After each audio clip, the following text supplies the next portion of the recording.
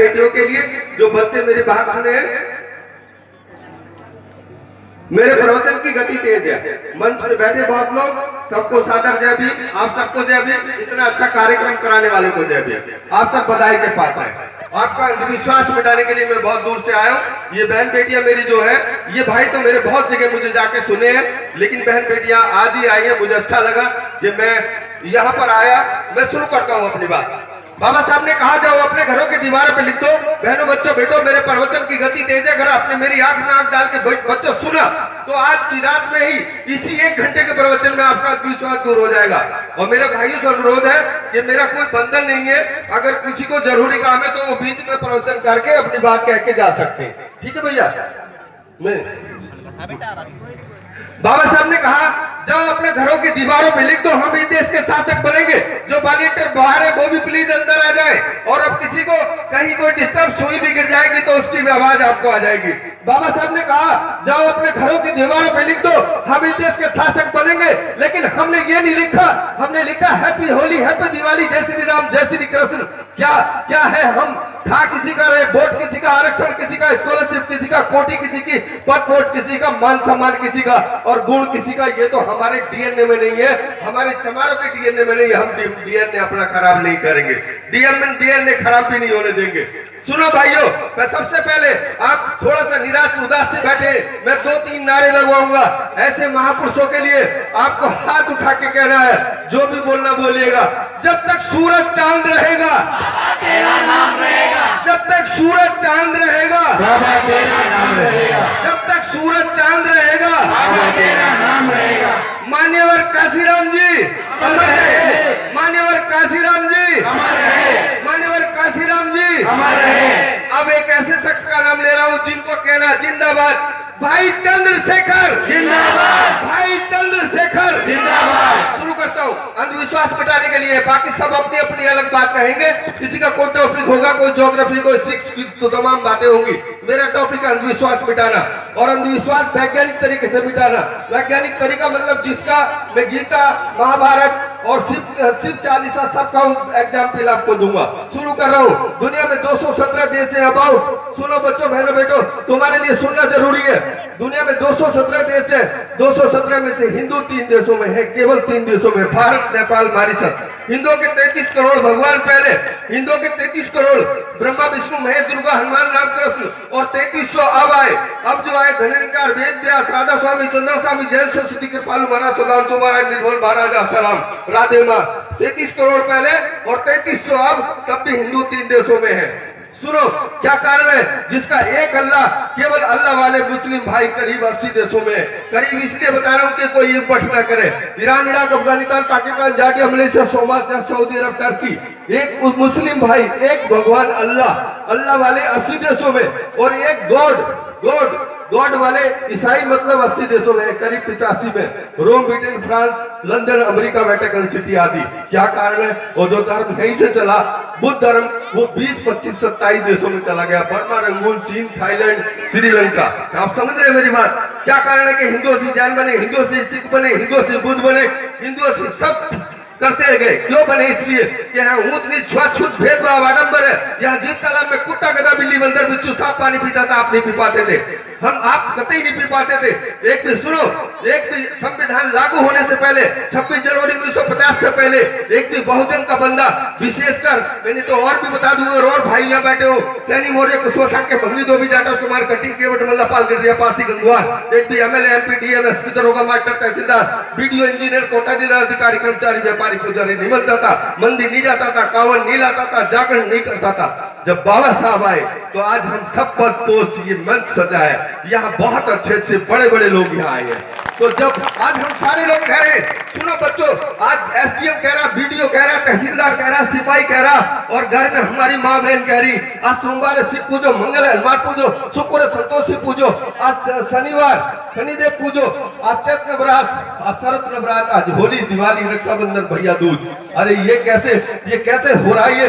जब आज हम कह रहे हैं अपने बच्चों से ये पूजो, तो ये भी बताओ कि 26 जनवरी 1950 से पहले मेरे बाप दादा ताऊ चाचा नाना मोसा को कोई हक नहीं था। इस बात को भी तो जानो, इस बात को भी तो समझो कि आज जो तुम पुजारी बने हो वो किसकी वजह से बने हो, जिसकी वजह से पुजारी बने हो वो मना कर रहे हैं। जो मैं बातें कह रहा हूँ ये बाबा साहब की 22 प्रतिज्ञाएं हैं बच्चों, जो वॉलंटियर है वो सुन ले।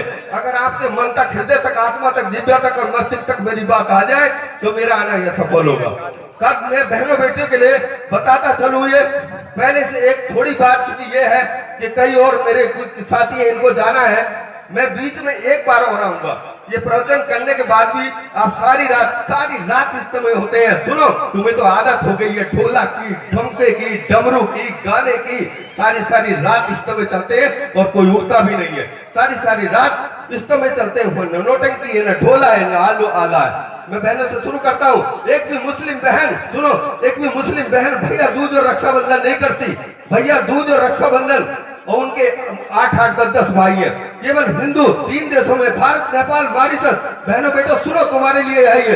एक भी ईसाई बहन भैया दूज और रक्षाबंधन नहीं करती, और हिंदू रक्षाबंधन और भैया दूज करते हैं, मुस्लिम नहीं करती। अगर भैया दूज और रक्षाबंधन से भाई जिंदा रहे तो मुस्लिम तो एक रहे भी नहीं, ईसाई तो एक रहे नहीं। उनके 8-8, 10-10 और तुम्हारे 1-1, 2-2। और खुद मैं भी, मेरी बहन ने कभी मुझे टीका नहीं लगाया, धागा नहीं बांधा, मैं तुम्हारे सामने जिंदा हूं, मरा भी नहीं हूं। एक भी मुस्लिम स्त्री, सुनो, मैंने कहा था कि एक भी मुस्लिम स्त्री करवा चौथ का व्रत नहीं रखती, उसका पति जिंदा है। एक भी ईसाई स्त्री करवा चौथ का व्रत नहीं रखती, उसका पति जिंदा है। और सुनो, केवल हिंदुओं नहीं, हिंदुओं की रखती है, केवल करवा चौथ का व्रत रखती है। और मेरी पत्नी ने कभी व्रत नहीं रखा, और मैं भी जिंदा हूं, मरा नहीं तुम्हारे सामने। मैं तुम्हारे लिए इसलिए कह रहा हूं, क्यों तुम्हें ये पागल बनाया गया? किसका फायदा है? रक्षाबंधन, भैया दूज एक भी मुस्लिम बहन नहीं करती, उसके 8-8 भाई, उसके भाई को तो कुछ हुआ नहीं, तो तुम्हें पागल क्यों बनाया गया? इसलिए साल में 12 महीने, और 12 महीने में एक बड़ा त्योहार, बहनों बच्चों आपको सुनना जरूरी है। इसलिए जरूरी था तुम्हें सुनना, इसलिए तुम्हें गुलाम बनाया गया। ये सोचा गया कि साल में 12 महीने और 1 महीने में एक बड़ा त्योहार, अगर एक बड़ा त्योहार होगा तो 5 दिन आप मजदूरी छोड़ देंगे। भट्टे में, पावर में, क्रेशर में, कोल्लू में राजमिस्त्री जो काम कर रहा है, जो हाली लगा, 5 दिन मजदूरी छोड़ेगा। यहाँ रक्षाबंधन, यहाँ भैया दूज, कभी चैत नवरात्र, कभी शरद नवरात्र, कभी होली, कभी दिवाली, कभी दशहरा, कभी ये त्योहार, महीने में एक बड़ा त्योहार है, 5 दिन मजदूरी छोड़ दे। 5 दिन का मतलब 2500 रुपए गए, और 2500 रुपए त्योहार में उठे। जीजा साले के घर, साला जीजा के घर, या मुर्गा, वह बोतल, ये साजिश थी धर्म के ठेकेदारों की कि अगर आपने 30 के 30 दिन काम कर लिया तो आप किसी साहूकार से उधार लेने नहीं जाएंगे, साहूकार से कभी उधार लेने नहीं जाएंगे। ये साजिश उनकी थी कि अगर ये 25 दिन काम करेंगे तो हमारे पास आएंगे।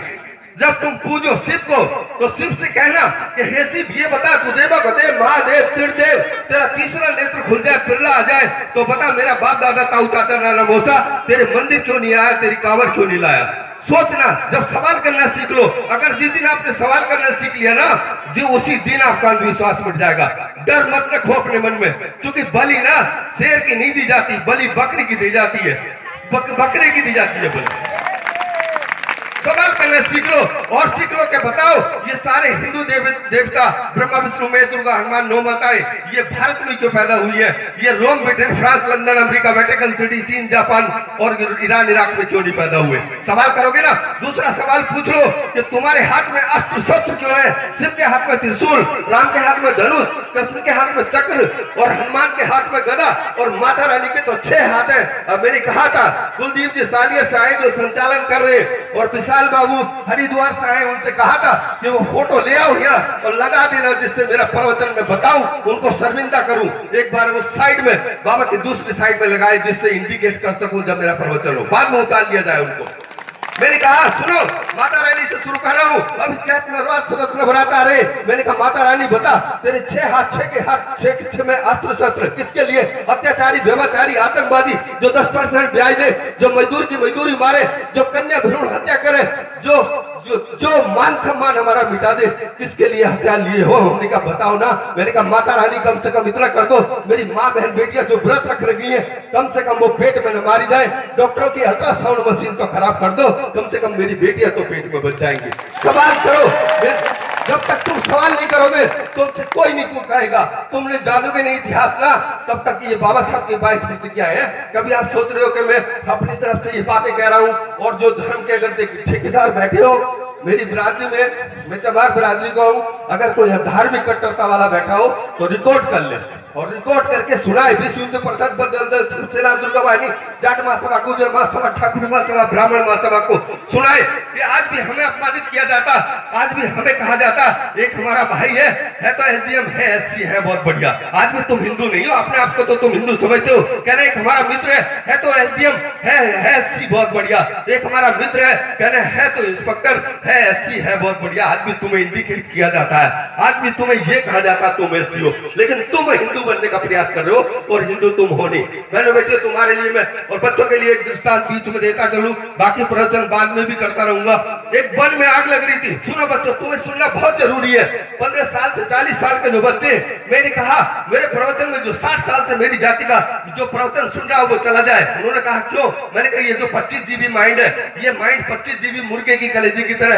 मैंने कहा तुम्हारा तो 25 जीबी भर चुका है, जिसका जी 2, 3, 4 जीबी खाली है, उसी का भर दूं। उनको डिलीट करने में मुझे समय लगेगा, इसलिए तुम्हारे। एक वन में आग लग रही थी, एक चिड़िया चोंच से पानी ला रही थी और वन पे डाल रही थी। सुनना बच्चों ध्यान से। और एक चिड़िया वन में आग लग रही थी, चोंच से पानी ला के डाल दी थी वन पे। एक बंदर बैठा था, बंदर ने कहा चिड़िया तेरे चोंच के पानी से इस वन की आग नहीं बुझेगी, तेरे चोंच के पानी से इस वन की आग नहीं बुझेगी। चिड़िया बोली रे बंदर, इसी वन में पली हूँ, यही फल खाए हैं, मेरे माँ बाप बच्चे यही पले हैं, आज आग लग रही थी क्या मैं तमाशा देखूं तेरी तरह। चिड़िया फिर गई और चिड़िया फिर जाके चोंच से पानी लाई और वन पे डालने लगी। बंदर ने फिर कहा री चिड़िया तेरे चोंच के पानी से आग नहीं बुझेगी और तू मर जाएगी। चिड़िया ने कहा अरे बंदर, इस चोंच के पानी से, संक्षेप में कह रहा हूं बहनों बच्चों, बहुत लंबी भी बात हो सकती है। चिड़िया ने कहा अरे बंदर, मेरे चोंच के पानी से इस वन की आग बुझे न बुझे, लेकिन जब इस आग बुझाने का इतिहास लिखा जाएगा तो मेरा नाम सोने के अक्षरों में होगा, तेरा गद्दारों में होगा, तेरा गद्दारों में होगा। इसी बात को एक हाथी सुन रहा था। हाथी ने कहा चिड़िया ये बंदर क्या कह रहा है तेरे से? चिड़िया ने कहा ये बंदर तो तमाशा देख रहा है, इसके बच्चे भी यही पले। अरे हाथी, तेरे बच्चे भी यही पले, यही फल खाया, इन्हीं की छांव में सोया है, आज आग लग रही तो तू तमाशा देख रहा। हाथी ने कहा क्या करूं चिड़िया? चिड़िया ने कहा लगा चिंगार, लगा चिंगार जोर से। हाथी ने चिंगार लगाई, सैकड़ों हाथी आ गए। चिड़िया ने कहा जाओ नदी में, जाओ सूंड में पानी भर के लाओ। सैकड़ों हाथी सूंड में पानी भरने गए, नदी से लाए पानी और वन पे डाल दिया, वन की आग बुझ गई। अरे आज तो हजारों चिड़िया हैं, हजारों हाथी हैं, कैसे नहीं बुझेंगे? बस बुझाने वाला चाहिए। आज हजारों हाथी है, हजारों हाथी, हजारों चिड़िया है, लेकिन कोशिश नहीं हो रही है। जो एक दो लोग कोशिश कर रहे हैं, आप जान सकते हैं कि उनका नाम इतिहास में पूरा भारत सुन रहा, देख रहा, जान रहा, मिलने आ रहा। आप समझ रहे? एक ऐसा हमारा भाई जो काम कर रहे हैं। बाबा साहब सुनो, माननीय काशीराम जी, जिन्होंने आज अगर आप फेसबुक चला रहे तो देखो उनके पैरों की गंदगी, चप्पल पड़ी है और एक टाइम सूखी रोटी खा रहे हैं। उनका इतिहास में नाम होता। जो बेड पे सो रहे, जो सोफे पे सो रहे, जो एसी में सो रहे, उनका कभी नाम नहीं हुआ। उन्होंने कभी इतिहास नहीं बदला। इतिहास वो बदलते जो कुछ करने की क्षमता रखते हैं, मरने की भी क्षमता रखते हैं। मैं अगली बात शुरू करता हूँ। अब बताता हूँ आपको, मुझे याद है जो सिस्टमैटिक ढंग से मैं प्रवचन करूंगा, जिस बात पे आप सुनना चाहें तो मुझे हाथ उठा के बता सकते हैं कि सर इस पर और बता दें। अब प्रवचन कर रहा हूं विश्वास मिटाने के लिए। अभी तुम रामलीला देखोगे, रामलीला देखोगे। यहाँ पर मैंने कहा था सतयुग 3500 रबी साल का था, उसके बाद त्रेता, उसके बाद द्वापर, उसके बाद कलयुग। दृष्टांत दे रहा हूँ संक्षेप में और आपका अंधविश्वास मिटाने का प्रयास कर रहा हूँ गीता से और महाभारत से और शिव चालीसा से। यहाँ सतयुग था तो सतयुग में यहाँ देव और दानव राज किया करते। देव और दानव मतलब ब्रह्मा विष्णु महेश और 9 माताएं, और हम दानव थे। हम उन पे जीत जाते थे, हार जाते थे। उसके बाद त्रेता आया, त्रेता में राम और रावण राज करते थे। हमने कहा सुनो बहनों बच्चों, हमने कहा राम से कि हे राम, तू हमारे भाई को, हमारे बेटे को मार के, हमारे कुनबे को मार के भी तू भगवान है। सुन, मैंने कहा अच्छा हुआ बाबा साहब नहीं थे। अगर बाबा साहब का संविधान होता तो तू मेघनाथ वध में, कुंभकर्ण वध में, रावण वध में 302 आईपीसी में जेल में होता। बाबा साहब का संविधान। हमने कहा अरे राम, तू बहन की नाक कान काट के, ये रामानंद में वाल्मीकि रामायण, तुलसी रामायण और रामानंद सागर की राम चौक का दृष्टांत दे रहा हूं, आपका संक्षेप में दे रहा हूं। एक बहन, हमारी बहन उस जंगल में घूम रही है, राम और लक्ष्मण बैठे हैं। बहनों आपके लिए बता रहा हूँ, बहन राम और लक्ष्मण और सीता बैठे हैं। बहन आई मेरी कि कहाँ के सुंदर राजकुमार है, वाल्मीकि रामायण, तुलसी रामायण और रामायण सागर रामायण कह रही है, देखना पढ़ना सुनना देखना जानना। मेरी बहन आ रही है सुपुर्णा और वन में घूम रही है, क्योंकि वो राजा की बहन थी, राजा की बेटी थी। और राम को देखा तो कहा के सुंदर राजकुमार है, मैं आपसे शादी करना चाहती हूँ। तो राम ने कहा, राम मर्यादा पुरुषोत्तम राम झूठ बोल रहे, सुनो मर्यादा पुरुषोत्तम राम झूठ बोल रहे। राम ने कहा, मेरी तो शादी हो गई है, पत्नी मेरा सीता साथ है, लक्ष्मण की शादी नहीं हुई है। लक्ष्मण जबकि उसकी पत्नी सुमित्रा अयोध्या में थी। राम झूठ बोल के भी भगवान है और मेरा सच बोल के भी नहीं हो पाया, सच बोल के भी नहीं हो पाया, वो झूठ बोल के भी भगवान। कोई अगर दृष्टांत इसको ना, जो मैं चूंकि अध्यात्म इसलिए दे रहा हूं आपको ग्रंथों से कि कोई इसको झूठ न कहे, तो फिर सुपर्णा गई लक्ष्मण के पास, उनसे शादी का प्रस्ताव रखा। उन्होंने कहा मेरी शादी हो गई है, मेरी तो पत्नी घर अयोध्या में है, तो मैं तो भैया भाभी की सेवा के लिए आया हूँ। मैं बता रहा हूँ। उसके बाद लक्ष्मण और राम जब परेशान हो गए तो राम कह रहे हैं, हे लक्ष्मण क्या कर रहा, क्या देख रहा, काट नाक। दोनों ने, सुनो बहनों इसलिए बता रहा हूं, सीता भी हुआ थी। सीता ने, राम ने, लक्ष्मण ने ये नहीं कहा कि बहन बेटी तू किस कुल की है, किस राजा की है, कौन सा घर है, अपने भाई का पता बता और हम तुझे घर छोड़ के आएंगे। एक भी तुलसी रामायण, वाल्मीकि रामायण और रामानंद सागर की रामायण में नहीं। अरे विकृत चित्त मानसिक व्यक्ति, यहाँ कोई महिला आ जाए, मेरी बहन बेटी आ जाए, हम उनसे ये कहेंगे, वो शादी का प्रस्ताव रखे तो हम कहेंगे बहन अपने भैया का फोन नंबर दे, अपने घर का पता बता, हम तुझे घर छोड़ के आएंगे। उनको भी करना चाहिए था। खुद सीता ने नहीं कहा कि ये भी नारी है, ये भी किसी की बहन है, इसकी नाक कान मत काटो। आपको मैं ये दृष्टांत इसलिए दे रहा हूं, तुम उनको पूज रहे हो, तुम उनकी लीला देख रहे हो, तुम उनका व्याख्यान करते हो, तुम उनको सुनते हो जिन्होंने हमारे साथ अपमान किया, जिन्होंने हमारे बहु बेटों को। अगर विभीषण ना होता ना तो राम कब मार पाते, रावण को मार नहीं पाते, क्योंकि हमारे कुछ विभीषण है, हमारे कुछ विभीषणों को उनका पता करना और उन्हें सुधारने की लाइन पे लाना। उसके बाद मैं बता रहा हूँ, ये सतयुग का बता दिया, त्रेता का बता दिया, 1 मिनट में द्वापर का बता रहा हूँ। द्वापर में कृष्ण, कौरव और पांडव का युद्ध हुआ, कौरव और पांडव का। कृष्ण आया, कृष्ण गीता लिख के कह रहा कर्म करो, कृष्ण गीता लिख के कह रहा, क्या कह रहा, कर्म करो, फल की इच्छा मत करो। और हम ये कह रहे हैं, हे कृष्ण ऐसा कौन सा कर्म है जो बिना फल के नहीं किया जा रहा। कोई काम में आम लगाते, आप बगीचा लगाते हो, आप खेती करते हो, कि इसलिए फसल आएगी तो यहाँ हम बैठ के खाएंगे, मेरे बच्चे खाएंगे। बिना कर्म के लिए कोई फल नहीं किया जाता, कोई भी नहीं किया जाता। कृष्ण फिर अर्जुन, कृष्ण का रथ चला रहा है, अर्जुन जो है युद्ध के मैदान में है। सुनो, युद्ध के मैदान में अर्जुन कह रहा वापस चलो, ये तो मेरे भैया ताऊ चाचा है। कृष्ण कह रहा नहीं मारो, ये तो आत्मा। अरे कोई अपने ताऊ चाचा को मारेगा, कुछ ताऊ तेरे चचेरे थे सब। वो कह रहा कि वापस चलो अर्जुन, मुझे नहीं चाहिए जमीन, मुझे नहीं चाहिए राज। कृष्ण कह रहा कि नहीं मारो, ये तो आत्माएं हैं। अरे कृष्ण हत्या करा के भी भगवान है। मैंने कहा कृष्ण अच्छा हुआ बाबा साहब नहीं थे, उनका संविधान नहीं था, बनना तो आईपीसी में रुखसाने में जेल में जाता। मैंने कहा ये कृष्ण सुनो, मैंने कहा तू कपड़े चुरा के भी भगवान है और मेरा तन ढक के भी नहीं हो पाया। मैंने कहा अच्छा हुआ बाबा साहब नहीं थे, वरना 354 आईपीसी में तुम जेल में जाते, 354 आईपीसी। अब ये दृष्टांत में क्योंकि बहुत लंबा समय है, कुछ 2-4 वक्ता ऐसे हैं जिनको जाना भी है।